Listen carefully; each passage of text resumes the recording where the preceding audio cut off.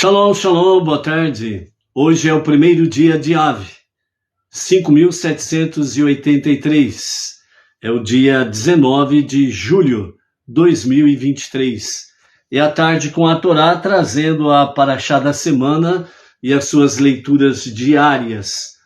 Nós estamos no primeiro dia de Av e aqui nós temos então 9 dias pela frente para chegarmos a Tisha B'Av, que é exatamente o dia 9 de Av, Tisha B'Av, 9 de Av, onde as duas maiores catástrofes foram registradas nesta data, a destruição dos 2 primeiros templos, né? As duas maiores tragédias para com a história do nosso irmão mais velho, o povo judeu. E dentro desse aspecto, amados, nós temos aí então a preparação para encerrarmos as 3 semanas, né, de luto. Então nós vamos ver algumas características nesse sentido, desses 9 dias, para findar as 3 semanas de luto, ok? Hoje é o 4º dia da semana, é o 4º dia para o Shabat. Então nós estamos na nossa 4ª Aliá, né, que hoje nós vamos ver aí a palavra do Rebbe sobre redenção, né, sobre a Parashá, sobre a leitura de hoje. E como estamos no primeiro dia de Av, então nós teremos também pela frente a questão de vermos aí sobre a questão de reprimenda e consolação, né, como diz o profeta Ishayahu, né, lá no capítulo 40, né, consolai o meu povo, diz o Eterno. Então nós temos aqui nesses 9 dias, né, o encerramento das 3 semanas de luto. Temos a palavra de redenção no dia de hoje, de acordo com a nossa aliá, e também temos as palavras sobre reprimenda e consolo, né? Então nós vamos ver essa questão aí diante daquilo que o Eterno tem para nós, ok? Aí vamos ver as datas, vamos nos localizar para estarmos atentos sobre esses dias temíveis, né, que são os dias de 3 semanas de luto, e vamos para os últimos 9 dias, e aí nós estaremos vendo aí alguns aspectos, né, sobre essas tragédias desses dias, né, desde o dia 17 de Tammuz até o 9º dia de Av. Baruch Hashem. A nossa leitura de hoje, né, nós estamos na primeira Parashá, na primeira porção do 5º livro, né, Devarim, Deuteronômio, e a tradução literal de Devarim é palavras. E na nossa 4ª leitura hoje, nós estamos no capítulo 1 de Deuteronômio, a partir do versículo 39, e vamos até o capítulo 2, verso 1, né? Onde nós temos aí realmente Moshe trazendo, né, recapitulando ao povo judeu, aquela nova geração que vai entrar na terra prometida. E ele traz junto com a sua palavra, né, pois ele disse, né, escutai as minhas palavras, diz Moshe. E nesse aspecto aí, então, Moshe, ele continua trazendo para o povo palavras de redenção, reprimenda e consolação, que está exatamente dentro do aspecto das 3 semanas de luto, né? E nós vamos ver aqui, né, alguns aspectos sobre o Shabat que antecede Tisha B'Av e o Shabat posterior a Tisha B'Av, né? Ou seja, o Shabat antes do dia 9 de Av e o Shabat depois do dia 9 de Av. Então, essas leituras, né, de Devarim, de Moshe, ouçam as minhas palavras, elas sempre vão cair dentro das 3 semanas de luto. E nesse aspecto, Moshe, ele vai sempre trazer a palavra de redenção, reprimenda e consolação. E dentro dessas 3 semanas nós temos exatamente esses aspectos aqui.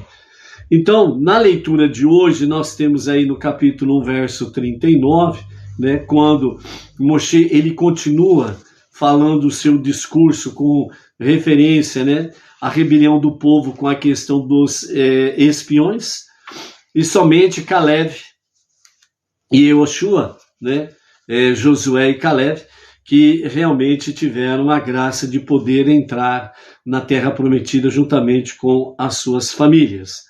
Então, na continuidade, né, Moshe diz, né, no versículo 39, também suas crianças pequenas, sobre quem vocês disseram que seriam tomadas como prisioneiras, e suas crianças que não conhecem ainda a diferença entre o bem e o mal, elas chegarão até lá, até a Terra Prometida. E eu a darei como herança para elas, para as crianças, né? Os espiões, eles disseram, né? Falaram tão mal da terra e da impossibilidade, né? Do próprio Deus vencer os gigantes, né? Que estavam na Terra Prometida, principalmente dentro da questão de Og e Sihon, né? Que eles acabaram dizendo que as suas crianças seriam pegas como escravas, seriam sequestradas, etc. e tal. Então aqui a resposta de Moshe, né, dizendo que o Eterno tinha dito que as suas crianças, suas pequenas crianças, a terra seria dada a elas como herança, né? Depois no versículo 40, foi o que aconteceu há 40 anos atrás, né? Vocês deverão se virar cerca de 180 graus e viajar de volta pelo deserto. Foi então a punição que aquela geração teve, né? Estavam às portas da Terra Prometida, por isso que os espiões foram enviados, né? E como o relatório foi péssimo, foi negativo, né? Destrutivo, então a punição para eles era que aquela geração morreria no deserto, porque Deus disse, né, para aquela geração, aqueles 600 mil homens que saíram do Egito, né, na sua murmuração junto com os 10 espiões, né, eles falaram que Moshe tinha tirado eles do Egito para que eles morressem no deserto. Então, como resposta divina, né, o Eterno disse, eu ouvi bem o que vocês disseram aos meus ouvidos. E será feito exatamente como vocês disseram. Vocês disseram que iam morrer no deserto, então a punição de vocês é morrer no deserto. Porém, quanto às crianças que vocês falaram, os vossos filhos, que seriam levados cativos, né, por aquelas 7 nações, né, que estavam na Terra Prometida, então a resposta era que a terra seria dada para eles como herança. Mas eles, aqueles 600 mil homens contados de 20 anos até 60 anos de idade, eles pereceriam no deserto, mas os filhos deles receberiam a herança da Terra Prometida, né? Então nós vemos aí realmente a redenção, no sentido das crianças herdarem a Terra Prometida, a reprimenda devido à rebelião, à desobediência, à incredulidade, né? E também, ao mesmo tempo, consolo, né? Porque não restam dúvidas que os pais, ouvindo que os filhos serão bem-aventurados, serão bem abençoados e terão um futuro melhor, isso também traz consolação, né? Então, dentro desse aspecto, para esta geração do deserto, né? Então, aqui agora, né, nós estamos com a nova geração novamente às portas das entradas da Terra Prometida. É só atravessar o Iarden. Eles estavam próximos de Jericó, onde o lugar tem um bom cheiro. Isso significa o bom perfume da Terra Prometida. Com isso vem as mensagens realmente de bênçãos sobre bênçãos, né? Então, por isso, vocês viraram 180 graus em direção ao deserto, em direção ao Mar de Juncos, né? Conhecido como Mar Vermelho. Apesar que vocês disseram, nós pecamos contra Deus, né? Nós subiremos e lutaremos de acordo com todas as instruções de Deus, o nosso Deus. Nesse versículo 41, né, Moshe está recordando o que os espiões e aqueles que sobreviveram, né, depois da praga, o que eles fizeram no dia seguinte. Né? Então, no dia seguinte, aqueles que sobreviveram, os seguidores dos 10 espiões que murmuraram, etc. e tal, né, que não morreram da praga, e os 10 espiões, eles também morreram naquele momento, mas os seus seguidores, né, os seus asseclas, a princípio, né, Moshe disse, né, apesar que vocês, né, disseram, nós pecamos, né? Então, nesse sentido aqui, parece que eles fizeram uma techuvá, um retorno a Deus para um genuíno e verdadeiro arrependimento. Baruch Hashem. Mas a sequência não mostra exatamente isto. Por quê? Nós pecamos contra Deus, techuvá, arrependimento. A sequência, nós subiremos e lutaremos de acordo com as instruções de Deus. E Moshe disse, não suba e não lutem, porque Deus não estará convosco. Então aqui nós vemos vários aspectos de uma techuvá negativa. Aquele tipo de arrependimento que não é arrependimento. Aquele tipo de confissão de arrependimento, mas que na realidade ela não é por inteireza. Porque os atos é que comprovam a techuvá, não é a palavra apenas dita. Nós pecamos contra Deus, palavras ditas, elas têm eficácia? Então, devarim, palavras. Então, a sequência, o que fizeram aqueles seguidores dos espiões, dos 10 espiões. Nós subiremos e lutaremos de acordo com as instruções de Deus.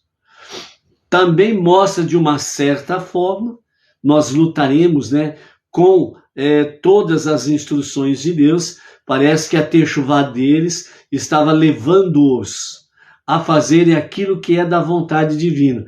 Porque nós vamos lutar segundo as instruções de Deus. Parece positivo, mas o versículo 42 nos fala a resposta de Moshe. Então Moshe disse, exatamente expressando a vontade divina, não subam e não lutem, para que não sejam abatidos pelos seus inimigos, pois diz o Eterno que não estará no meio de vós.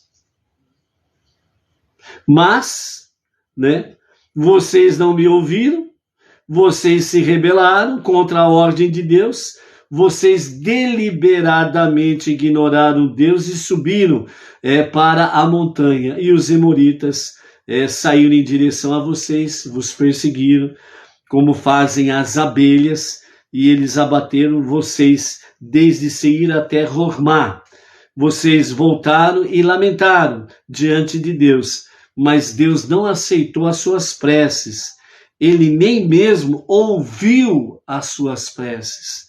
Vocês ficaram em Kadesh por um longo tempo, por todo o período de tempo que vocês ficaram. Ou seja, o que nós temos aqui dentro desse aspecto aqui? Nós temos, encontramos nela techuvá, encontramos arrependimento, encontramos atitude,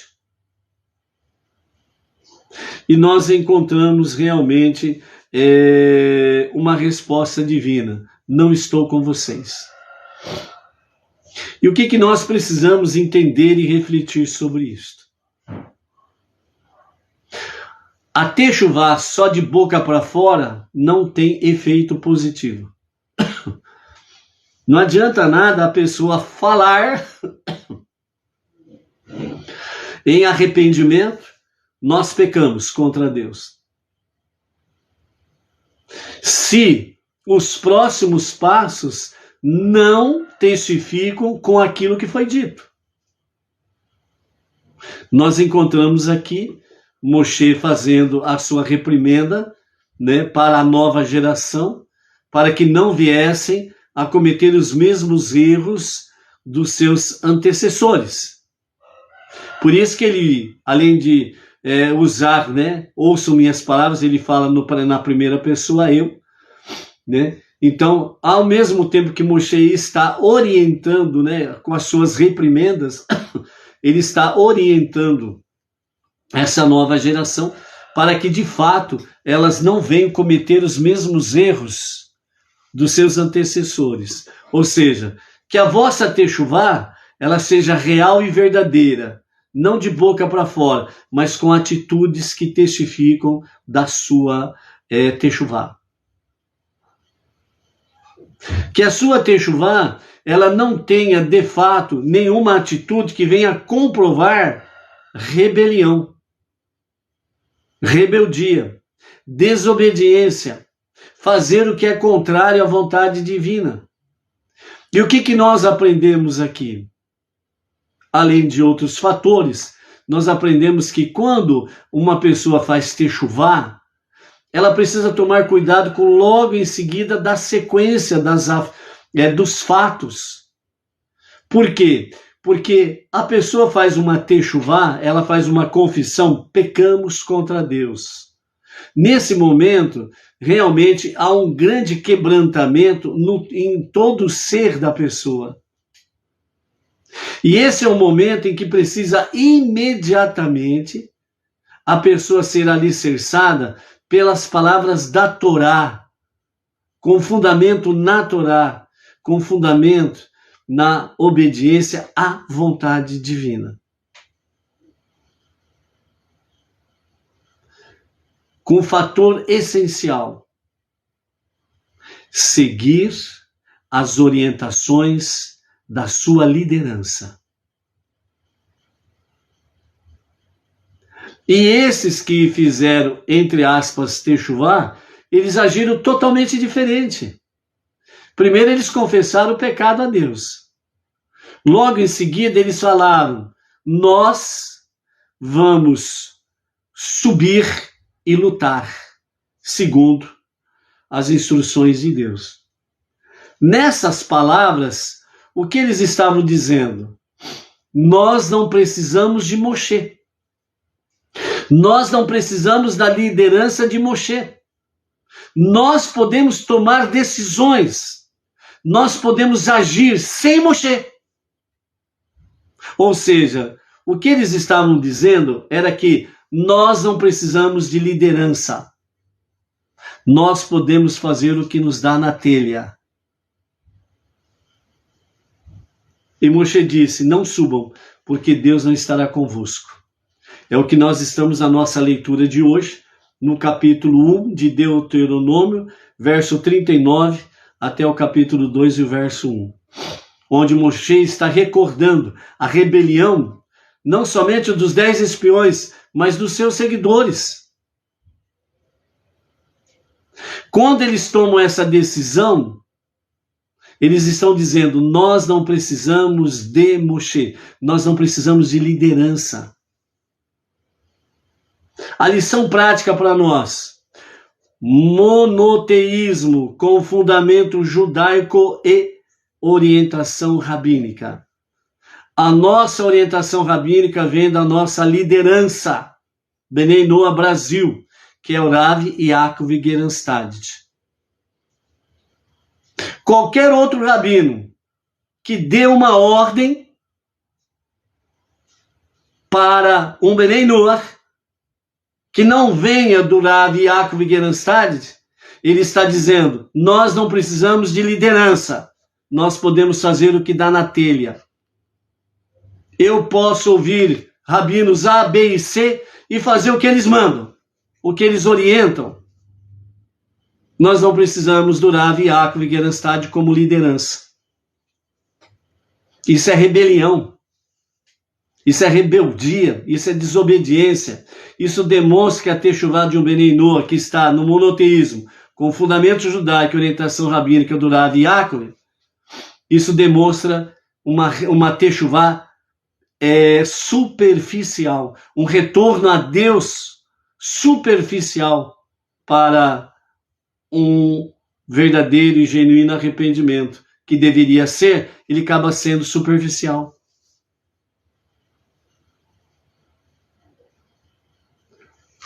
O nosso Rebbe Menachem Mendel, ele é um emissário de Moshe. O nosso Rav Yaakov Gerenstad, que é a nossa liderança Bnei Noach, é um emissário do Rebbe. Então, se eu não dou ouvidos a ele, se eu não estou no monoteísmo com fundamento judaico e orientação rabínica dentro do movimento Bnei Noach Brasil, que a liderança é dele, e eu fico seguindo orientações de outros rabinos, então a minha techuvá, ela é falsa, ela é enganosa, ela é superficial, a semelhança deles. Nós pecamos contra Deus, fazemos techuvá, viemos para o monoteísmo com o fundamento judaico, iniciamos a nossa vida monoteísta, Bnei Noach, com a liderança do Rav Yaakov Gerenstad. Mas só que aí nós ficamos que nem macaquinho, ficamos pulando de galho em galho atrás de rabinos A, B e C, e nós ficamos, entre aspas, seguindo orientações A, B, C, D e E, o alfabeto inteiro. Só que nós excluímos o Rav Yaakov. Primeiro vamos atrás dos outros, depois a gente vê o que ele diz. Ah, mas o rabino diz B, mas o Rav disse A, eu vou ficar com B. Então o que você está fazendo aqui? Pega a tua mala e vai embora. Vai atrás do rabino lá, do fulano, beltrano, ciclano. Não estamos falando que os rabinos são errados, falsos, etc. e tal. Não estamos falando isso. Nós estamos falando do Bnei Noach, que fica pulando de galho em galho. Disse Moshe, não subam e não lutem, porque Deus não estará no meio de vós. Mas vocês não ouviram. Vocês foram, e vocês foram derrotados. E vocês voltaram, os que sobreviveram, voltaram todos machucados e feridos, rebentados. Por quê? Porque não aceitou a liderança de Moshe. As coisas divinas, amados, tem que ter disciplina. Tem que ter hierarquia, tem que ter organização. Não é aquele velho ditado, cada um por si, Deus por todos. Todos nós temos Deus. Foi o que eles fizeram. Nós vamos lutar segundo as instruções de Deus. Eles não negaram o Deus único e verdadeiro. Eles eram monoteístas. Mas eles queriam fazer as coisas segundo o seu modo, segundo a sua vontade, segundo o ponto de vista deles. E quando a liderança do momento chegou e disse, não façam, eles fizeram o contrário do que a liderança disse. Então é a mesma coisa, o nosso Rav Yaakov Gerenstad chega e diz, você como Bnei Noach, sua configuração é X. Você precisa fazer de tal forma. Aí você diz assim, não. Eu não preciso fazer dessa forma que ele disse. Eu acho que deve ser de tal forma, de outra forma. Eu faço de outra forma. Não ouço a orientação rabínica. Então, que monoteísmo é esse com fundamento judaico, sem orientação rabínica? É que nem você estar num quarto escuro. Te colocam num quarto escuro e você tira uma venda dos seus olhos, levam você para um quarto escuro com os olhos vendados. Quando chega no quarto escuro, aí eles falam, conta até 3, depois que eu fechar a porta, você tira a venda. Aí a pessoa sai, tranca a porta lá, ele escuta, aí ele conta até 3 e tira a venda. Aí ele percebe que está num quarto escuro. E aí ele fala, para onde que eu vou agora? Quando nós agimos à semelhança destes, que faz uma techuvá parcial, superficial, toma decisões próprias, não ouve a orientação da sua liderança e age do jeito que quer, vai voltar não positivo, negativo, derrotado, ferido, machucado, E se persistir no erro, vai virar frangalhos, como aconteceu com aqueles que subiram para lutar sem a orientação rabínica, sem a orientação de Moshe Rabbeinu. Tanto a arca como todo o acampamento permaneceu no local. Moshe não foi junto com eles. O Kohen Gadol, Elazar, aliás, naqueles dias, né, ainda Aharon estava vivo, né? Então Moshe e Aharon não foram com eles na batalha, porque não havia direção, orientação divina. Porque Deus, ele gosta das coisas dentro da disciplina, da hierarquia, devidamente organizado. Simplesmente isto. Fazer as coisas na sua ordem nos leva para a redenção. Faz com que os dias de Mashiach sejam abreviados e que o justo Mashiach se revele a qualquer momento e a qualquer momento mesmo. Amém, vem amém. Então, por isso, amados, é aquela questão, eu faço o que eu quero, ninguém manda em mim. É um ditado popular. Isso demonstra rebelião. Outros dizem assim, não, eu vou viver o meu monoteísmo dentro da minha casa, eu não preciso me reunir com ninguém. Só acreditar no único Deus já está muito bom. É rebelião também, é uma techuvá parcial. Por que existe o Salmo 133? Deus fez o Salmo 133 cair de paraquedas nas Escrituras, no Tanar, para ficar aí que nem João Bombom, não tem eficácia? Olha como bom que os irmãos sentem-se juntos, unidos, em unidade, para servir a Hashem. E não cada um fazendo o que acha. Acaba caindo, sem sombra de dúvidas, numa derrota, porque Deus não vai estar contigo nas suas ações. Então, por isso, amados, quando nós temos aí Moshe dizendo ao povo, na nossa aliá de hoje, né? Capítulo 1 de Devarim, versículo 39 até o capítulo 2, verso 1, né? Vocês voltaram, o verso 45, e se lamentaram diante de Deus, mas Deus não aceitou suas preces, ele nem mesmo ouviu as suas preces. Então, quando há uma rebelião contra a orientação divina, Deus não ouve as suas preces. Ah, mas eu estou muito bem materialmente e financeiramente porque Deus tem me abençoado. Nem toda a prosperidade material e financeira é bênção divina, no sentido de que você está fazendo algo agradável a Deus. É mais uma oportunidade que Deus está te dando para que você possa, de fato, sentir essas bênçãos materiais e financeiras e possa convergir para Deus com uma verdadeira techuvá e não continuar numa rebeldia para com Deus, porque dessa forma, uma hora a fonte vai secar, entendeu? Então, cuidado com as suas decisões. Ou seja, sem orientação divina, o fracasso é certo. Sem seguir a orientação da liderança, o fracasso é certo, porque estará conectado, sem sombra de dúvidas, com desobediência, falta de submissão à liderança. Estas coisas Deus não se agrada. Porque Deus nunca se agradou quando as pessoas se rebelavam contra a autoridade de Moshe.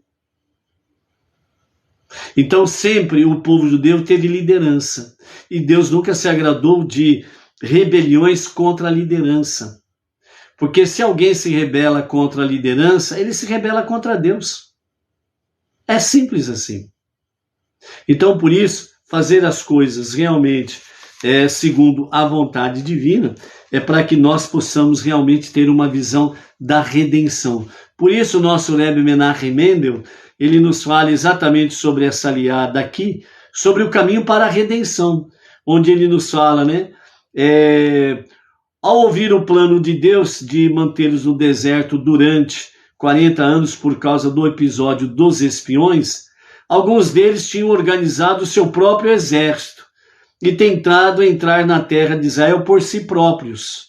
No entanto, como eles foram contra a vontade de Deus e careciam da liderança de Moshe, as nações que viviam perto da fronteira os abateram, esses que foram para a guerra. Por isso Moshe disse: vocês se rebelaram contra a ordem de Deus e obstinadamente subiram a montanha para guerrear, sendo que Deus não falou para ir. Este grupo de judeus havia se arrependido, fez techuvá do pecado dos espiões, e agora queria subir para a Terra Santa, segundo a vontade própria, e não com uma direção divina. Que mal havia nisso? Afinal de contas, consta na Torá que nada se interpõe no caminho do arrependimento. A resposta é que a terra de Israel somente podia ser conquistada graças à presença da arca, com as primeiras tábuas da lei e a liderança de Moshe. O arrependimento podia apagar os pecados do povo, mas não era capaz de mudar o procedimento necessário para apropriarem-se da terra.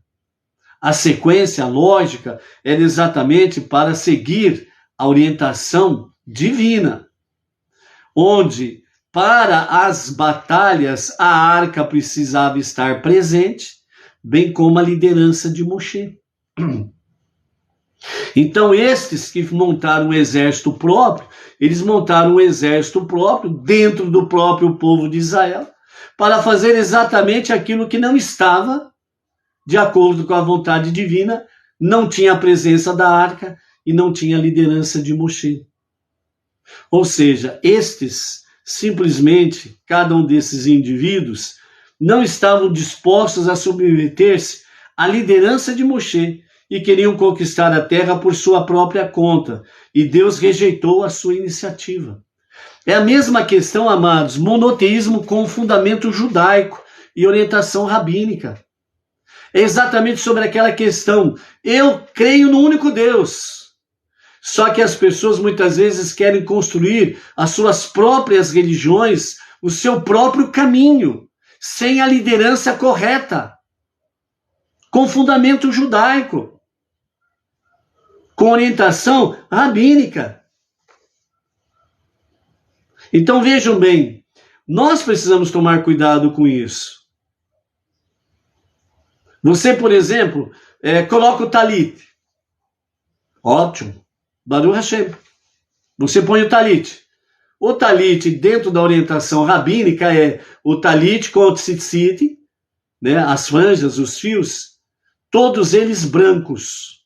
Por quê? Porque o fio azul que a Torá traz, ele era atingido com um animal que não existe mais, o qual retornará a aparecer nos dias da redenção final com Mashiach. Aí então você diz assim: não, mas está escrito que tem que ter fio azul, então eu vou arrumar um fio azul turquesa e acabou. Eu vou por aquilo que a Torá diz, não por aquilo que o homem diz. Mas os nossos sábios, os nossos mestres, os nossos rabinos têm um conhecimento mais profundo do que nós, não judeus, que viemos para o monoteísmo. E o nosso povo judeu, nosso irmão mais velho, o povo judeu, filho primogênito de Deus, há milênios, estão seguindo a Torá e não usam o fio azul. Mas você, eu sou um Beneinor, mas por que não? Está escrito lá fio azul, vou botar o fio azul. Com qual orientação? A minha orientação. Ah, tá. Então você é mais sábio do que todos os sábios do povo judeu de todos esses milênios. Parabéns. Então você é Mashiach. Você é mais sábio que todos os sábios. Então você é Mashiach, rapaz. É só se declarar Mashiach e fazer a redenção final. Porque o justo e verdadeiro Mashiach, ele terá sobre si a sabedoria de todos os sábios do povo judeu. Está entendendo? Então, uma techuvá parcial, superficial, leva as pessoas a fazerem as coisas erradas, diferentes. Né? E outros exemplos mais que sempre vamos dando aí na medida do possível dentro desse aspecto aí, ok? Então, o mesmo vale para os nossos dias. A Torá estabeleceu um procedimento preciso para a redenção messiânica, assim como para toda forma de redenção pessoal. Qualquer tentativa de saltar as etapas, entre elas, entre aspas, a arca e Moshe, fecha aspas, certo? Ou seja, exatamente o quê? O que continha dentro da arca? As tábuas, né, que representam toda a Torá. Haseret Hadibrot, os 10 ditos de Hashem, que representam a Torá. Ou seja, se nós formos saltar etapas que a Torá estabelece, e que Moshe, que significa as lideranças, né, desde Moshe até o presente momento, a liderança máxima da nossa geração, o Rebbe Menachem Mendel, que tem os seus emissários, os nossos rabinos, o nosso rabino, Yaakov Gerenstad, emissário do Rebbe, certo? Que é a nossa liderança, para termos continuidade sobre a questão de obediência para uma redenção verdadeira, correta, se nós assim a seguirmos.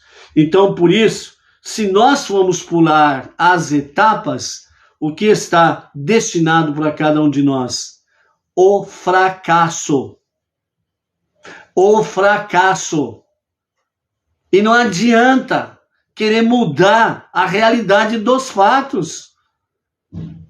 O monoteísmo correto, verdadeiro, é com fundamento judaico e orientação rabínica. Fora isto, são pessoas que criam religiões, e é proibido criar religiões.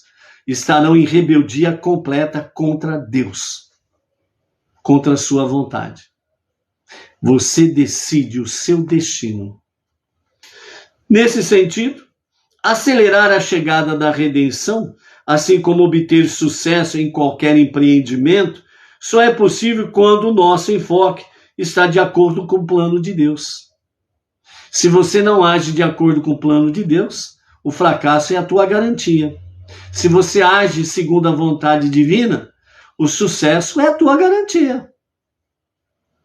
Daí a importância de estudar a Torá, que é a nossa arca, e de buscar a orientação de estudiosos da Torá, qualificados, que representam Moshe, e nós temos, graças a Deus, o nosso Rav Yaakov Gerenstad, em todos os aspectos da nossa vida.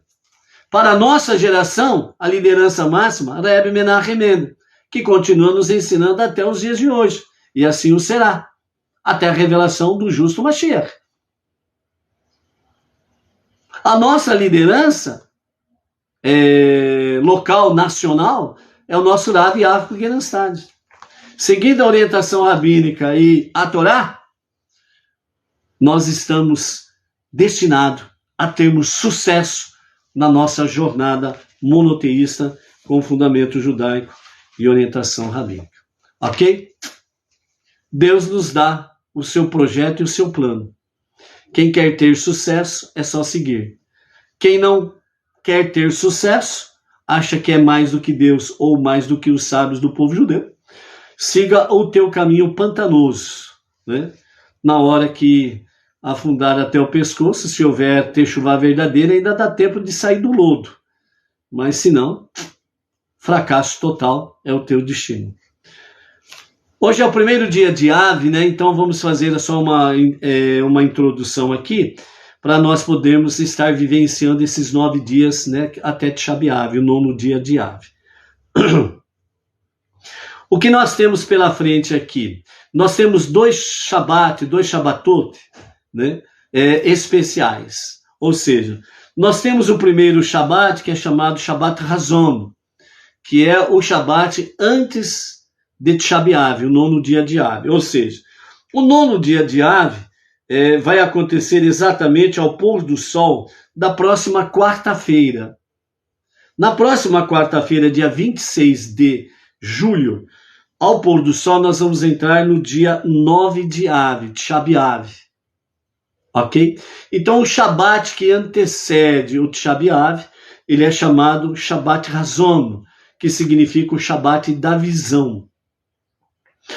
O Shabat posterior a Tisha B'Av, ou seja, então, na próxima semana, na quarta-feira ao pôr do sol, temos o dia 9 de Av, Tisha B'Av.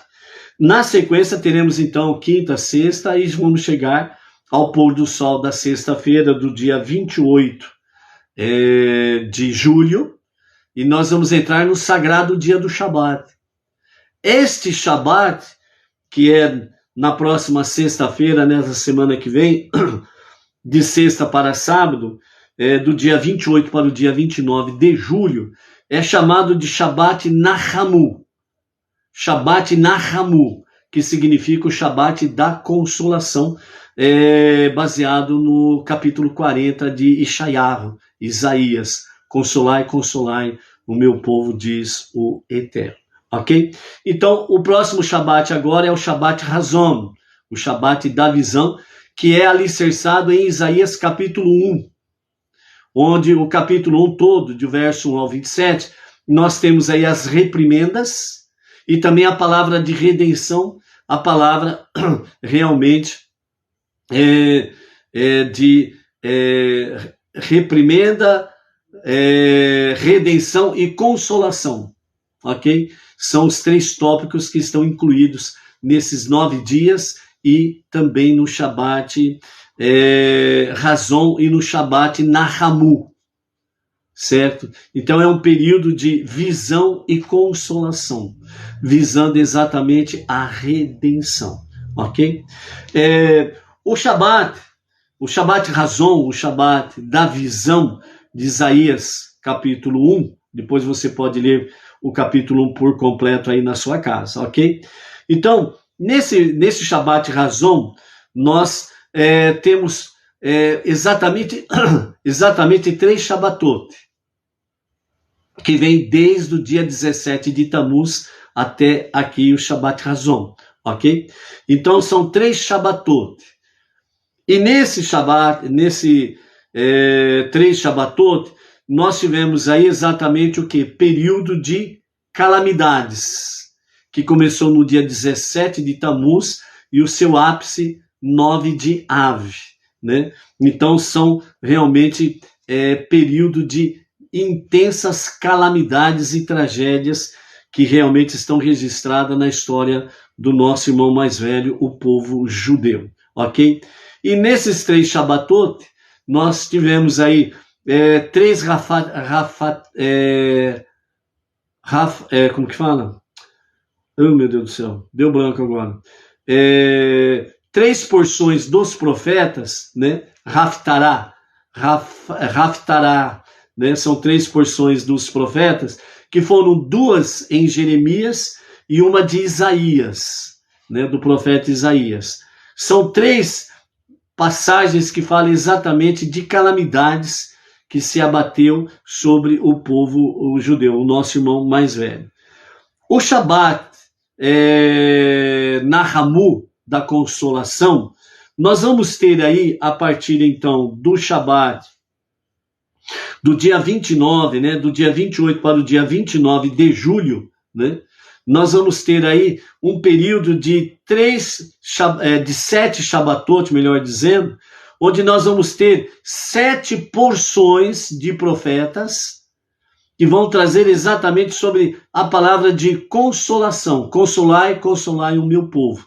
E todas as 7 porções, elas estarão todas no livro de Isaías, no livro do profeta Ishayahu, que nós vamos estar mencionando aqui na sequência dos dias aqui, ok? Então, nós temos 3 porções dos profetas falando de calamidades, e nós temos 7 porções falando sobre consolação. Consolai o meu povo. O Shabat Razon, o Shabat da visão, nós temos aí um aprendizado em que as porções registradas em a 33ª porção, que é Berrucotais, todas elas falam de calamidades, ok? Que faz parte da visão, né? Que se conclui com o Shabat Razon, onde nós temos a questão das calamidades. Então, porções que falam especificamente sobre calamidades são a 33ª porção da Torá, Berrucotai, que está lá em Levítico, capítulos 26 e 27. A 50ª porção, que é Kitavô, que está em Devarim, capítulos 26 a 29. A 51ª porção, Netzarim, que está em Devarim, Deuteronômio, capítulo 29 e 30. A 53ª porção, Raazino, que é o capítulo 32, né, de Deuteronômio. Somando estas porções, nós vamos ter no seu total 143 versículos, onde nos fala sobre reprimendas e, portanto, fala de tragédias dentro desse aspecto aqui, ok? Quando nós saímos desse período de 3 semanas de tragédias e vamos, né, entrando em Shabat Razon, Shabat da visão, que é baseado no capítulo 1 de Isaías, onde nos fala de reprimendas e consolação, onde nos fala de tragédias e redenção, ok? Aí nós entramos no período do Shabat Nahamu, com as 7 porções do profeta Ishaiah sobre consolai, consolai o meu povo. Quando nós concluímos as 7 porções do profeta Ishaiah, nós vamos ter no seu final 144 versículos. Reprimenda, temos 143. Consolação, temos 144. Ou seja, o que os mestres trazem para nós? Que, de fato, a consolação ela é maior do que a reprimenda. O que nós precisamos é olhar de forma positiva para a providência divina.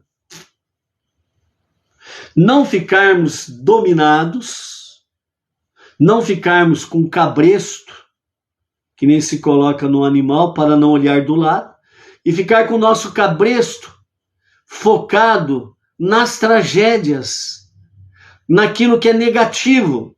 Mas nós precisamos tirar a tapa dos olhos para que a nossa mente, a nossa alma divina sejam livres para verem as bênçãos que estão ocultas dentro das tragédias. Por isso, ao sairmos das 3 semanas de luto, nós entramos em 7 semanas que nos levam exatamente consolai, consolai o meu povo. No final das 7 semanas, nós vamos entrar em Rosh Hashanah, o novo ciclo que se renova da criação. Por isso, consolai. Ou seja, a visão que os mestres trazem para nós é que nós precisamos não estarmos focados nos testes e nas provas que nós passamos, momentos difíceis, tristes, de conflitos ou algo semelhante.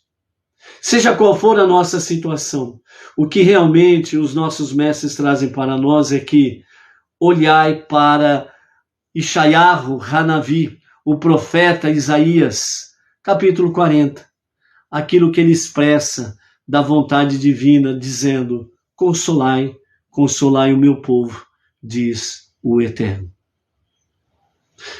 A palavra mestre de ontem, Deus sempre ama, independente da forma que você possa estar. Mesmo na tua desobediência, Deus continua te amando. Por quê? Porque Ele quer que você se restabeleça.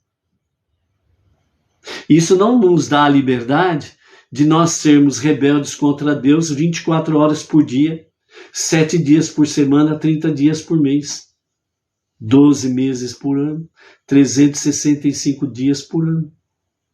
Isso não nos dá liberdade nesse sentido. Por quê? Porque a rebelião consciente, a rebelião realmente voluntária, eu me rebelo contra Deus porque eu quero me rebelar contra Deus, aí é uma outra história. Deus, ele não deixa de amar você, mas vamos padecer as aflições da nossa ação, da nossa atitude. Se ainda houver techuvá, Deus continua nos amando e nós retornamos para Deus para um verdadeiro e genuíno arrependimento. Baruch Hashem. Mas se continuar uma rebelião consistente, puf, você vai virar puf, que nem uma bexiga murcha que você fura. Ela não estoura, ela simplesmente faz puf. Você decide o seu destino. Diante de nós temos, de fato, redenção, reprimenda e consolação. Nós que decidimos o caminho que nós vamos andar. Havendo realmente techuvá, diante de nós temos consolação e redenção. Não havendo uma verdadeira techuvá, a reprimenda é o que sobrou.